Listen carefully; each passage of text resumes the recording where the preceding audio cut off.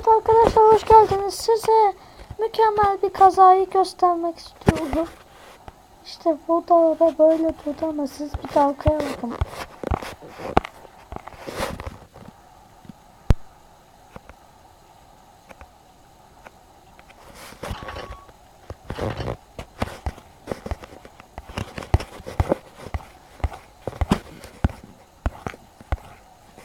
Ben bir tane arabaya çarpmıştım. Diğer arabalar da kaza yapmış. Arkada da arabalar bekliyor. 2 tane tır bekliyor. Görüyor musunuz?